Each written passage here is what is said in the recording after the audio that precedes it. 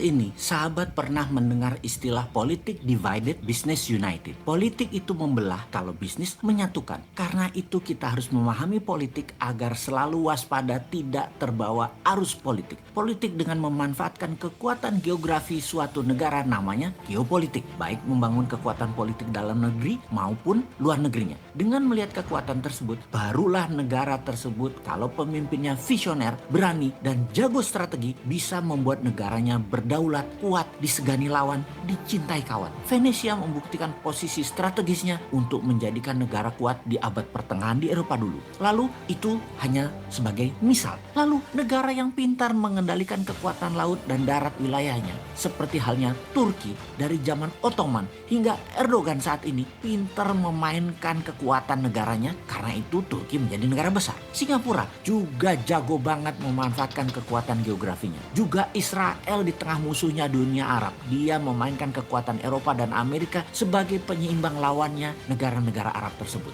Banyak daerah strategi seperti Panama, Mesir, Taiwan, Hong Kong memainkan cantik wilayahnya. Namun banyak juga yang tidak pandai. Salah satunya adalah negara-negara Arab. Lokasinya strategis, sumber daya alam minyak dan gas strategis. Tetapi negara Arab tidak bisa menjadi negara superpower. Makmur iya, superpower atau negara besar, big country, tidak bisa, atau dibacanya tidak boleh. Jadi yang membuat tidak boleh adalah negara besar dan negara superpower. Mereka rule the world saat ini. Karena itu dalam kacamata pertahanan negara, negara besar punya nation interest, punya tujuan bernegara terhadap negara lain. Dan kita harusnya membaca dengan teliti, karena nation interest negara lain menjadi nation threat, negara lemah. Menjadi ancaman kedaulatan negara lemah, nation interest negara besar lainnya. Kita bahas ini sejak lama. Kita kembali lagi agar paham bagaimana cara bernegara agar menjadi negara berdaulat. Agar Indonesia tidak goblok-goblok amat seperti negara-negara yang tidak berdaulat lainnya. Kita ini harusnya lebih besar dari Turki,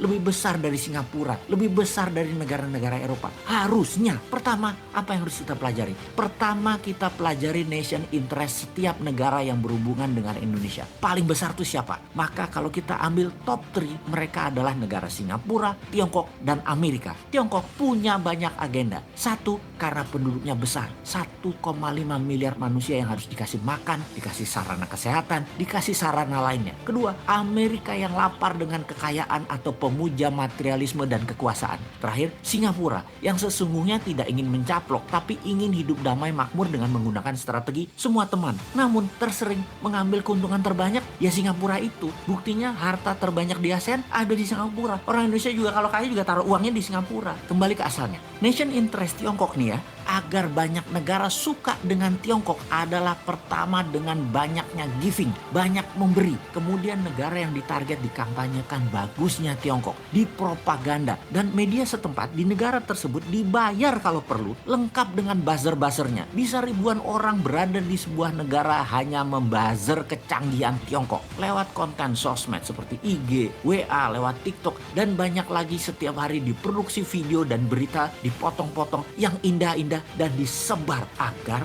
negara tersebut terpesona dengan Tiongkok. Jangan tanya media mainstream, digarap sejak lama. Film Hong Kong, film-film dinasti Tiongkok lama sudah diedarkan dan digencarkan, bahkan masuk ke Hollywood. Sejarah tulisan tentang Tiongkok digarap rapi. Itulah Kementerian Propaganda yang pegang dari Tiongkok. Semua informasi tersebut diorkestra dengan baik. Setelah media, apalagi yang digarap? Yang digarap adalah kebijakan-kebijakan bernegara, parlemen, dan partai-partai negara yang akan ditarget. Digarap setidaknya individunya. Orang mereka dalam tanda petik payroll, digaji, diopeni, diurusi, dimakmurkan dalam bahasa sederhananya. Namun bagi mereka yang tidak paham idealisme bernegara, semua itu seperti bisnis as usual, kayak lagi bisnis biasa aja. Padahal mereka ini diarahkan untuk memuja Tiongkok, tetapi di kepala mereka ini bisnis kok gitu ya.